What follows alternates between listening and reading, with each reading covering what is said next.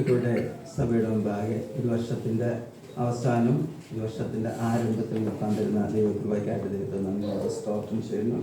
കർത്താവ് നമ്മുടെ കൂടെ ഉള്ളതിനായിട്ട് സ്തോത്രം. എത്ര പേർക്ക് സന്തോഷം ഉണ്ടാകും കഴിഞ്ഞ ദിവസങ്ങളിൽ വർഷത്തിൻ്റെ അവസാനവും വർഷത്തിൻ്റെ ആരംഭത്തിൽ നമ്മൾ ബാഗയിൽ ഒന്നിച്ചു കൂടി രണ്ട് മണിക്കൂർ 11 തൊട്ടുള്ള 12 മണിയുടെ സമയം അവസാനമായിരുന്നെങ്കിൽ 12 തൊട്ട് 1 വരെയുള്ള സമയങ്ങൾ അനുസരിച്ച് ഓരോ മണിക്കൂർ ഇത് ഞാൻ ചിന്തിച്ചുകൊണ്ടിരുന്ന എൻ്റെ ഇതിൽ ആത്മാവിനോട് ഇടപെട്ട വിഷയമാണ്. യഥാർത്ഥത്തിൽ ഇതാണ് നമുക്ക് ലൈഫിൽ കിട്ടുന്ന ഏറ്റവും നല്ല പ്രഷ്യസ് ടൈം എന്ന് പറയുന്നത്. അതായത് ഒരവസാനം ഒരാരംഭം രണ്ടും കൂടെ ഒന്നിച്ച് കിട്ടുന്ന ഒരു കൂട്ടായ്മ ബന്ധം. ഇന്ന് ചുരുങ്ങിയ സമയത്തിലുള്ള ഒന്നിനും ചെറിയ ചിന്തകൾ വിശുദ്ധാത്മാവ് അന്ന് കേട്ട വചനങ്ങളിൽ നിന്നുകൊണ്ട് കണക്ട് ചെയ്യാൻ കർത്താവ് ശരണപ്പെടുന്നു. നമ്മുടെ എസ്രയുടെ പുസ്തകം നമ്മളന്ന് ചിന്തിച്ച വിഷയമാണ്. അതിൻ്റെ 3-ാം അധ്യായം അതിൻ്റെ 10 തൊട്ടുള്ള ഭാഗങ്ങൾ ആലയത്തിൻ്റെ അടിസ്ഥാനം ഇട്ടപ്പോൾ ആ ഭാഗങ്ങൾ വന്നിട്ട് അത്യുച്ചത്തിൽ ആർത്ത് ഘോഷിച്ചതിന് ശേഷമുള്ള കാര്യങ്ങൾ 11-ാമത്തെ വാക്യം ഞാൻ വായിക്കാം. എന്നാൽ പുരോഹിതന്മാരും ലേവ്യരും പിതൃഭവനത്തന്മാരും മുമ്പിലത്തെ ആലയം കണ്ടിട്ടുള്ള വയോധികന്മാരായ അനേകർ ഈ ആലയത്തിൻ്റെ അടിസ്ഥാനം ഇട്ടുകൊണ്ട് ഉറക്കെ കരഞ്ഞുപോയി. മറ്റു പലരും സന്തോഷത്തോടെ ഉച്ചത്തിൽ ആർത്തു. അങ്ങനെ ജനത്തിൽ സന്തോഷത്തിൻ്റെ ശബ്ദവും കരച്ചിലിൻ്റെ ശബ്ദവും നമ്മൾ തിരിച്ചറിയാൻ കഴിയാതിരുന്നു. ജനം അത്യുച്ചത്തിൽ ഘോഷിച്ചത് ഇങ്ങനെയാണ് സന്തോഷവും. കാരണം കഴിഞ്ഞ വർഷം നടത്തിയ വിധങ്ങളെ ഓർത്ത് ദൈവത്തിന് കരച്ചിലുണ്ടാകുന്ന അനുഭവം. ഇനി പുതുവർഷത്തേക്ക് വരാൻ പോകുന്നതിൻ്റെ സന്തോഷം, ഇത് രണ്ടും കൂടെ സമ്മിശ്രമാകുന്നതിന് നമ്മുടെ ആരാധനകളിൽ നമ്മുടെ കൂടിവരവുകൾ എപ്പോഴും ഉണ്ടാകണം. അതുകൊണ്ടാണ് 118-ാം സമ്പർക്കത്തിൽ തന്നെ അതിൻ്റെ 15-ാമത്തെ വാക്യത്തിൽ ജയത്തിൻ്റെ ഉല്ലാസത്തിൻ്റെ ഘോഷം നീതിമാന്മാരുടെ കൂടാരങ്ങളിലുണ്ട്. അത് നമ്മുടെ കൂടാരങ്ങളിൽ നമ്മുടെ ഭവനങ്ങളിലേ ഉള്ളൂ. നമ്മുടെ എല്ലാ മണ്ഡലങ്ങളിലും ഈ ആരാധനയുടെ മഹത്വം വെളിപ്പെട്ടു വരും. നമുക്ക് പലപ്പോഴും കിട്ടുന്നത് ദൈവത്തിൻ്റെ വചനത്തോട് നമ്മുടെ പ്രതികരണത്തിൻ്റെ കുഴപ്പം കൊണ്ടാണ്. അതുകൊണ്ടാണ് നെഹമ്യാവിൻ്റെ പുസ്തകം എടുക്കുമ്പം അതിൻ്റെ 8-ാം അധ്യായത്തിലേക്ക് കടന്നിരുമ്പോൾ ഇന്ന് അജയ് ശുശ്രൂഷിച്ചുകൊണ്ടിരുന്നപ്പോഴത്തേന് ആ വചനത്തിനോട് ബന്ധപ്പെട്ട് കണക്ട് ചെയ്ത് എനിക്ക് കേൾക്കുക. അപ്പോൾ എസ്രയുടെ വിഷയം നെഹമ്യാവും എസ്രാ പുരോഹിതനൊക്കെ പറയുന്നത്, എസ്രാ സകല ജനവും കാണുക പുസ്തകം വിടർത്തു. അവൻ സകല ജനത്തിനും അതിൻ്റെ 4 തൊട്ടുള്ള ഭാഗങ്ങളാണ് ഞാൻ വായിക്കുന്നത്. അത് വിടർത്തപ്പോൾ ജനമെല്ലാം എഴുന്നേറ്റ് നിന്നു. എസ്രാ മഹാദേവമായ യഹോവയെ സ്തുതിച്ചു. ജനമൊക്കെയും കൈയുയർത്തി ആമേൻ ആമേൻ എന്ന് പ്രതിവചനം പറഞ്ഞ് വണങ്ങി സാഷ്ടാംഗം വീണ് യഹോവയെ നമസ്കരിച്ചു.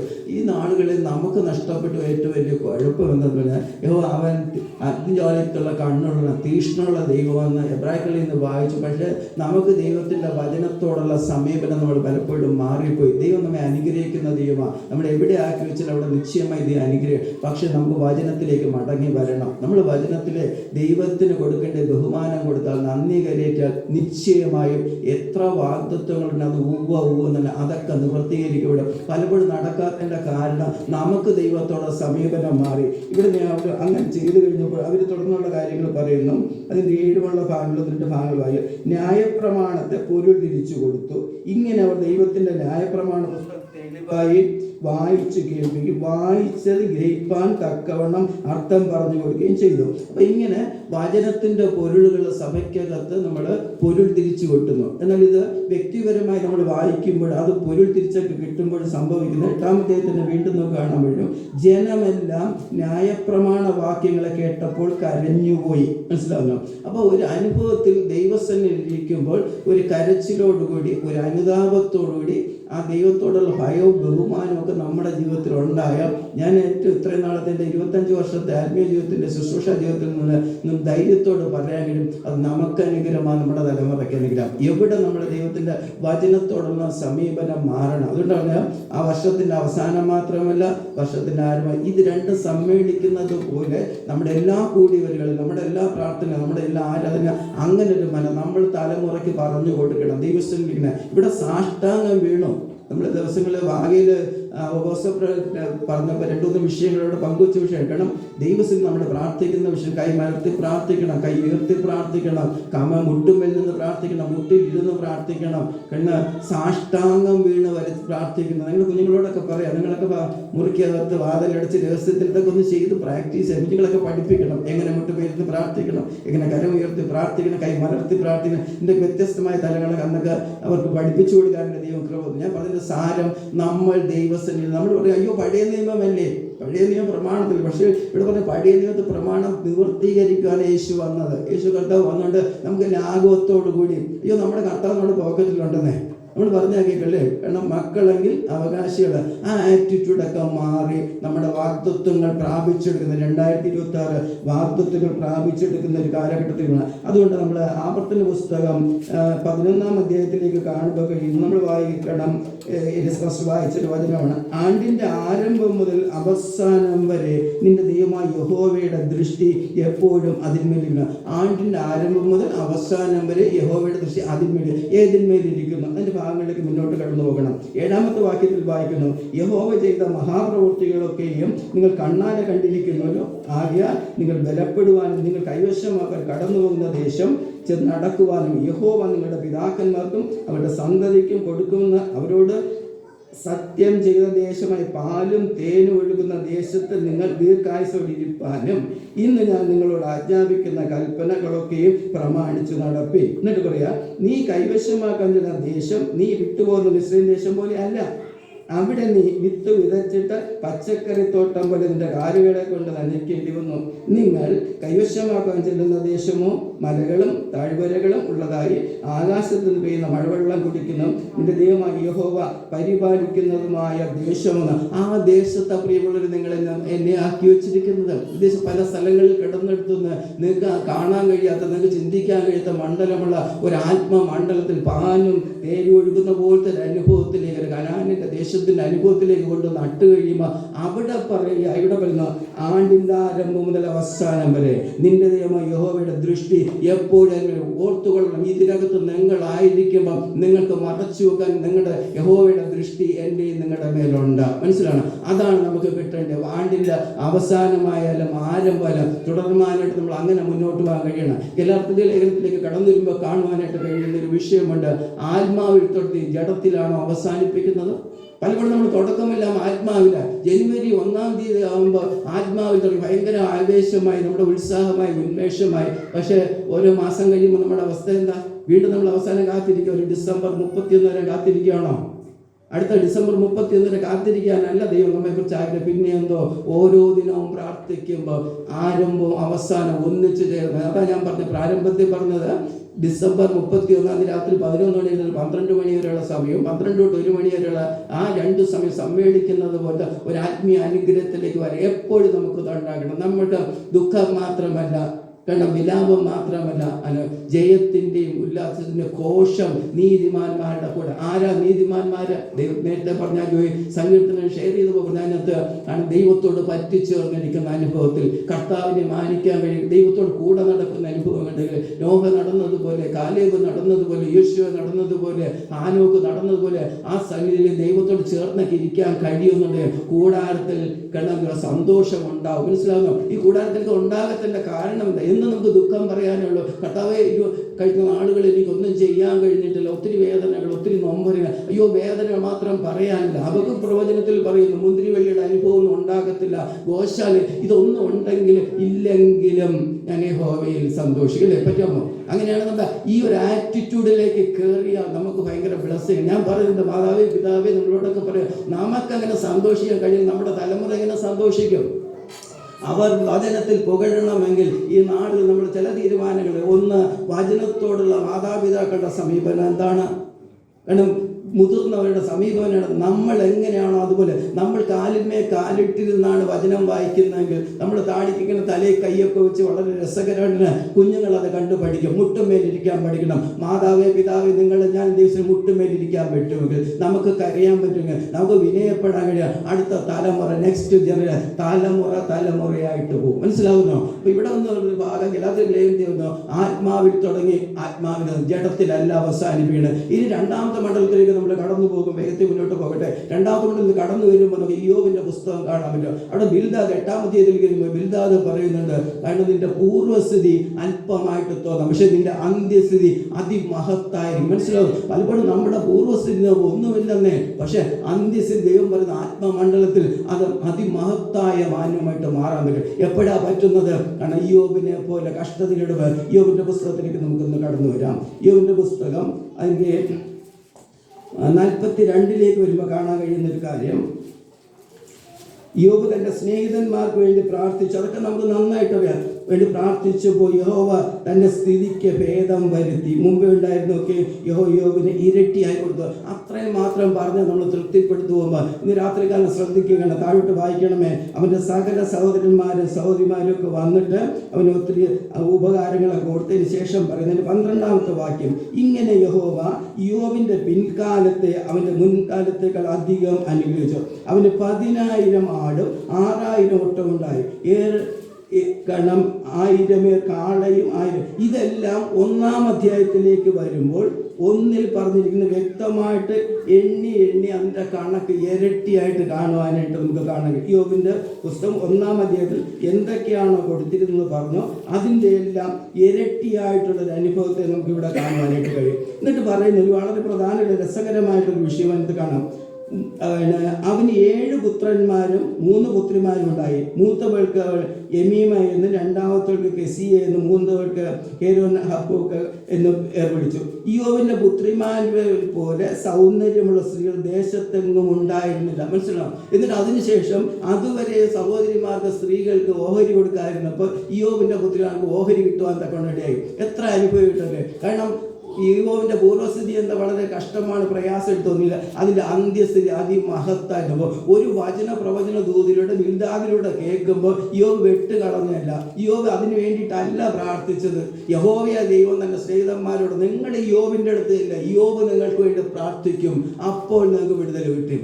നിങ്ങളുടെ മൂഢതയ്ക്ക് ചെയ്യാതിരിക്കണമെങ്കിൽ അവിടെ ചെല്ലാൻ പറഞ്ഞു. ചെന്നു യോബ് പ്രാർത്ഥിപ്പാനിടയിൽ ഒരു ശൗലിനെ പ്രാർത്ഥിക്കുമ്പോൾ അനന്യാസിനോട് നീ ചെന്ന് പ്രാർത്ഥിക്കുമ്പോൾ അനന്യാസ് പറയുന്നുണ്ട്, കാരണം എത്രയോ ഉപദ്രവിച്ച് ചെയ്യണം, ഞാൻ തിരഞ്ഞെടുത്ത പാത്രമാകുന്നു, ചെല്ലാൻ മനസ്സില്ല. പലപ്പോഴും എൻ്റെ നിങ്ങളുടെ ജീവിതത്തിൽ ചിലർക്ക് വേണ്ടി പ്രാർത്ഥിക്കാൻ പറയുമ്പോൾ നമുക്കൊരു മടിയുണ്ടെങ്കിൽ ഇന്ന് രാത്രികാലം സ്നേഹത്തോട് പറയുന്നു, ദൈവം കണ്ട ചില പാത്രങ്ങളുണ്ട്. നിങ്ങൾ പ്രാർത്ഥിക്കാൻ വേണ്ടി ഈ ദേശത്ത് അനേകം കൊണ്ട് പ്രാർത്ഥിക്കുന്ന ദൈവനെ കണ്ട്. കാരണം ദേശത്ത് നമ്മൾ ആ ദേശത്ത് പാടും നിങ്ങളെ പാർത്തു വെച്ചിരിക്കുമ്പോൾ ഇവിടെയുള്ള എല്ലാ ആത്മീയ ഭൗതിക നമ്മൾ അനുഗ്രഹിക്കാൻ ആക്കി വെച്ചിരിക്കുമ്പോൾ അടുത്ത പദ്ധതി നമ്മളോടുള്ള ചോദ്യമായി ഈ പുതുവർഷത്തിലേക്ക് ഒരു കർത്താവ് നമ്മുടെ പദ്ധതി അനേകം കൊണ്ട് പ്രാർത്ഥിക്കുന്നവരായി മാറണം. കഴിഞ്ഞ ദിവസം 2 തെസ്സലോനിക്ക ലേഖനം 1-2 അധ്യായത്തിലുള്ള 2 ഭാഗങ്ങളെ തൊട്ടു. കാരണം അവർ ഓർക്കുമ്പോൾ, നിങ്ങളെ ഓർക്കുമ്പോഴൊക്കെയും ഞാൻ സ്തോത്രം ചെയ്യാൻ കടംപെട്ടിരിക്കുന്നു, നിങ്ങളെ സ്തുതിക്കുവാൻ കടംപെട്ട്. അപ്പോസ്തലൻ പറയുന്ന കാരണം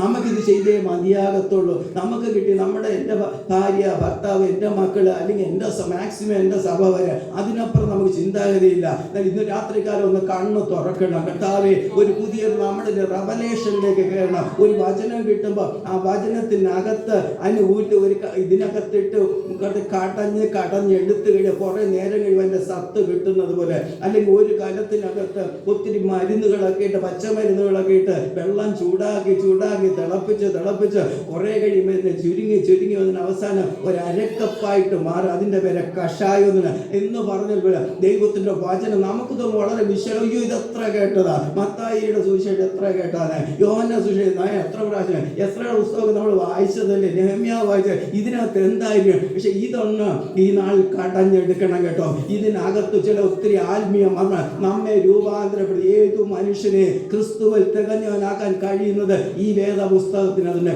ഈ നാളിൽ നമുക്ക് വേണ്ടത് വാഗ്ദത്തങ്ങളുണ്ട്. ദൈവം ഏറ്റവും നല്ല വാഗ്ദത്തം അവസാനമായാലും ആദ്യമായാലും എപ്പോഴും ഈ വാഗ്ദത്തം നമുക്ക് ദൈവം തന്നിട്ടുണ്ട്. ഈശോ പ്രാപിക്കാൻ ഒറ്റ മാർഗമല്ലേ, വചനത്തിനോടുള്ള നമ്മുടെ റെസ്പോണ്ട് എന്താണ്, നമ്മുടെ ദൈവത്തോടുള്ള സമീപനം എന്താണ്, പരിശുദ്ധനുള്ള സമീപനം എന്താണ്, ഈ ദൈവത്തോട് റെസ്പോണ്ട് ചെയ്യണം. ദൃഷ്ടി വെച്ച് ഞാൻ ആലോചന പറഞ്ഞു തരും. ന്യായപ്രമാണം അവൻ്റെ ഉള്ളിലാക്കി അല്ലേ, ആ ഉള്ളിലാക്കി, പക്ഷെ വെളിപ്പെട്ട് വരുന്നില്ല. നമ്മൾ മന്ദബുദ്ധികളെ പോലെ ആയിരിക്കുവാനല്ല ദൈവം ആഗ്രഹിക്കുന്ന. പുതുവർഷത്തിൽ നമ്മുടെ ജീവിതത്തിൽ ചെയ്യാനുള്ള ഒറ്റ കാര്യം കർത്താവേ, വചനത്തിനോടുള്ള എൻ്റെ റെസ്പോണ്ട്, എൻ്റെ സമീപനം. ഇന്ന് രാത്രികാലം ദൈവം പറഞ്ഞു നമുക്കൊന്ന് പ്രാർത്ഥിക്കാൻ കഴിയുമോ? കർത്താവേ, എല്ലാം പറഞ്ഞ് ദൈവത്തെ ഒന്ന് സ്തുതിക്കാൻ പറയുമ്പോൾ, ഒന്ന് ആരാധിക്കും. കഴിഞ്ഞ ആഴ്ച ദിവസങ്ങളിൽ ദൈവം തന്ന 3 ചിന്തകൾ: 1 ദൈവത്തിനെ ആരാധിക്കുന്നതിൻ്റെ പ്രാധാന്യം, 2 പ്രാർത്ഥിക്കുന്നതിൻ്റെ പ്രാധാന്യം, 3 ദൈവത്തിൻ്റെ വചനത്തോടുള്ള സമീപനം. ഇത് 3 ഒരുപോലെ നമ്മുടെ ജീവിതത്തിൽ കൊണ്ടുപോകാൻ കഴിയുമെങ്കിൽ ഈ പറഞ്ഞ വാഗ്ദത്വങ്ങളൊക്കെ നമുക്കുള്ളതാ. മനസ്സിലായി? പിന്നെ ഒന്ന് വാഗ്ദത്വത്തിൻ്റെ പുറത്ത് പോകണ്ട.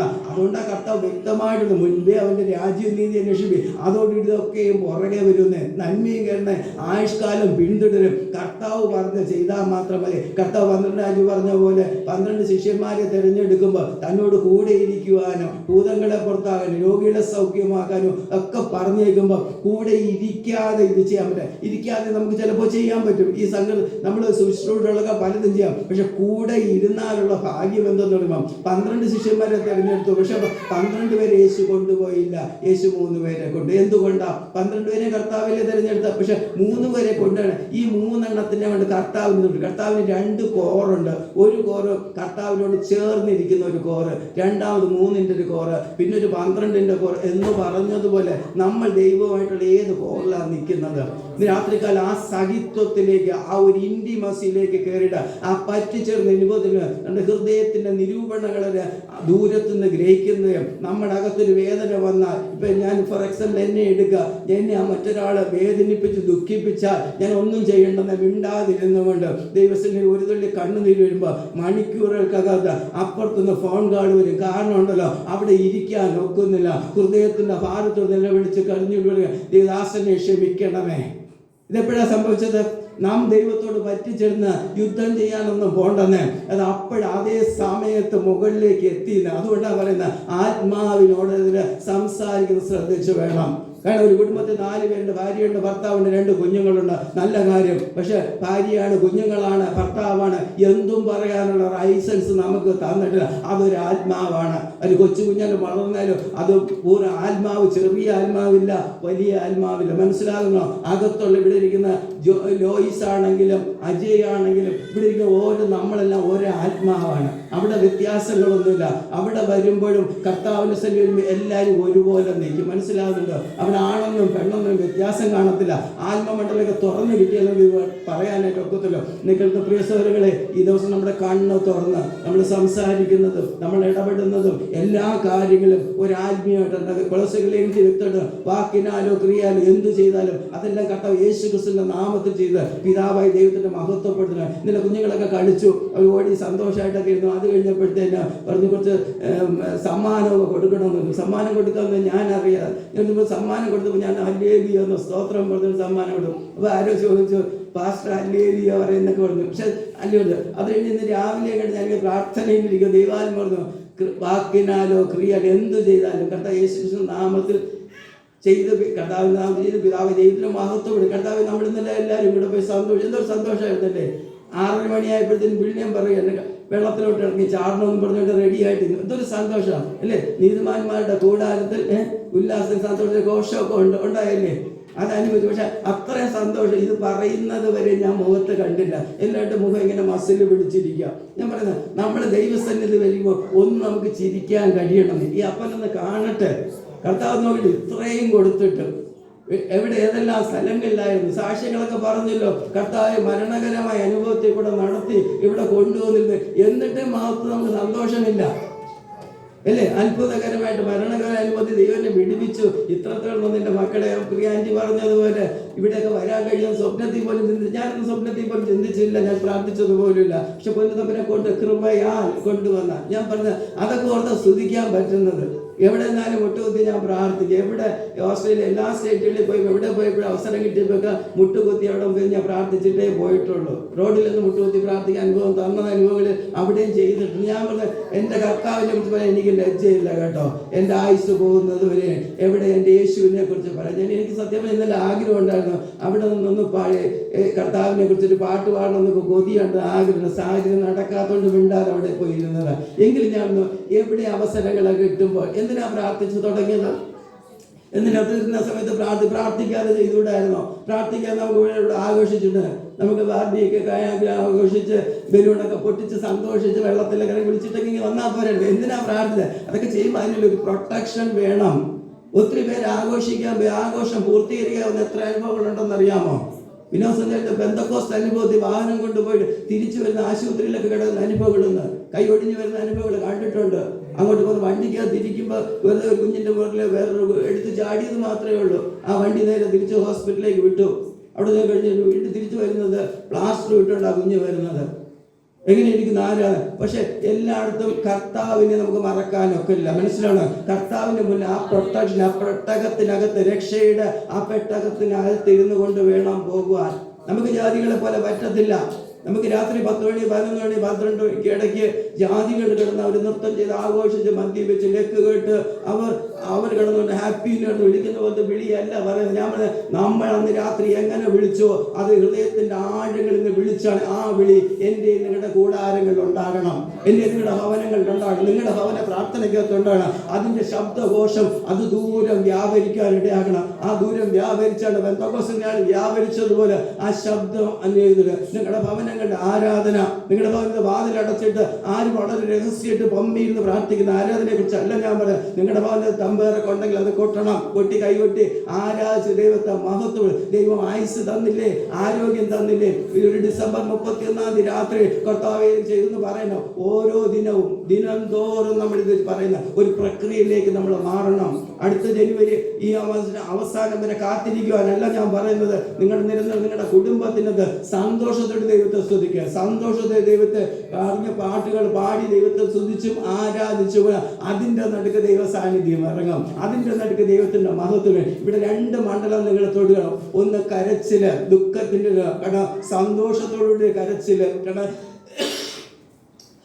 നമുക്ക് വളരെ ദൈവികമായി ഭയങ്കര സാന്നിധ്യം അനേകം കരയാറുണ്ട്, കരഞ്ഞുകൊണ്ട്. കാരണം ഒന്നും പറയാൻ വാക്കുകളില്ല, കണ്ണിൽ കൂടെ കണ്ണുനീര് ഒഴുകണം. ആ കണ്ണുനീരിൻ്റെ ആ സന്തോഷം. കാരണം ദൈവം നടത്തിയ വഴികളെ ഓർത്ത്, ഒരു തിരിഞ്ഞു നോക്കം നടത്തിയ വിധങ്ങളെ ഓർത്ത്, വിശ്രേജനത്തെ നടത്തിയ വിധങ്ങളെ ഓർത്ത്, ന്യായപ്രമാണമൊക്കെ കൈ കിട്ടുമ്പോൾ ന്യായപ്രമാണം വായിക്കുമ്പോൾ അവർക്ക് നിൽക്കാൻ പറ്റുന്നില്ല. പഴയ നിയമക്കൊന്ന് വായിച്ച് മനസ്സിലാക്കണം. അത് നോക്കുമ്പോൾ ആ പ്രമാണ ശക്തി അവരുടെ മേൽ വ്യാപരിച്ചില്ലേ. അന്ന് പരിശുദ്ധാത്മ ശക്തി വ്യാപരിക്കില്ല, പക്ഷെ അത് വായിച്ചപ്പോൾ അവർ ആമീൻ ജനക്ക് പറയുമ്പോൾ ആമീൻ ഏറ്റെടുക്കും. അവരുടെ മേൽ ദൈവ സാന്നിധ്യം ഇറങ്ങും. അതാ അപ്പോസ്തലന്മാർ കുറിച്ചു വിടുന്നത്. പരിശുദ്ധ അക്ഷരത്തിലല്ല വചനത്തിന്റെ ശക്തിയില്ലാത്ത ഒരു വചനം വായിക്കുമ്പോൾ അകത്ത് പരിശുദ്ധ ശക്തി വ്യാപരിക്കണം. ഈ ദിവസങ്ങളിൽ നമുക്ക് വചനത്തിലേക്ക് മടങ്ങി വരണം. എല്ലാത്തിനകത്ത് അനുഗ്രഹമുണ്ട്. ജീവനും ഭക്തിക്കും വേണ്ടി ഉണ്ണാനും ഉടുക്കാനുള്ള ഈ വചനത്തിനകത്തുണ്ട്. ദൈവം ഇതിനടക്കും. ഈ സഭയെ ദൈവം സമർത്ഥന ഒറ്റ കണ്ടീഷനിലും ഈ നാളുകളിൽ നമ്മെ ആക്കി വെച്ചിരിക്കുന്നത്, ഈ ദേശത്താക്കി വെച്ചിരിക്കണം. കണവൻ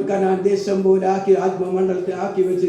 നമുക്ക് വലിയൊരു ഉത്തരവാദിത്തമുണ്ട്. നശിച്ചു പോകുന്ന ആത്മാക്കൾക്ക് വേണ്ടി പ്രാർത്ഥിക്കാൻ. കാരണം യോനയുടെ പുസ്തകത്തിൽ പറഞ്ഞ വലങ്കൈ ഇടങ്കൈ തിരിച്ചറിയാൻ കഴിയാത്ത 1,25,000 പേരോടുള്ള ഒരു അയ്യോ ഭാവമുണ്ടല്ലോ നമുക്കൊണ്ടാണ്. നമ്മൾ സന്തോഷിക്കുമ്പോഴും അവിടെ നിന്ന് നെഹമ്യാവിന്റെ പുസ്തകത്തിൽ 2ാമത്തെ കാര്യം പറഞ്ഞ ഇവിടെ സ്പർശിച്ചൊരു വിഷയമാണ്. നെഹമ്യാവിന്റെ പുസ്തകത്തിൽ വരുന്നു. അത് സന്തോഷിച്ചു കഴിഞ്ഞപ്പോൾ അവർ പകർച്ച കൊടുത്തയച്ചു അല്ലേ. ഇന്നലെ കഴിഞ്ഞപ്പോഴത്തെ ജോബ് ബ്രദറൊക്കെ എന്ത് ചെയ്തു? കാരണം ചിലതൊക്കെ പകർച്ച നമ്മുടെ ബാക്കി വന്നത് എല്ലാവർക്കും ഷെയർ ചെയ്തു. പക്ഷെ പരിശുദ്ധാത്മാവ് സഭയെ നോക്കി ഇന്നലെ കഴിഞ്ഞ രാത്രിയിലോ വെളുപ്പിനെ കണ്ട പരിശുദ്ധ ഞാൻ പ്രാർത്ഥന എഴുതുന്നുണ്ട്. നമ്മൾ ഈ സഭ പകർച്ച കൊടുക്കുന്ന സഭയായിരിക്കണം. നമ്മൾ ആഘോഷിച്ച് തൃപ്തരായി നമ്മൾ തിന്ന് തൃപ്തരായി പോകുന്ന അനുഭവമല്ല.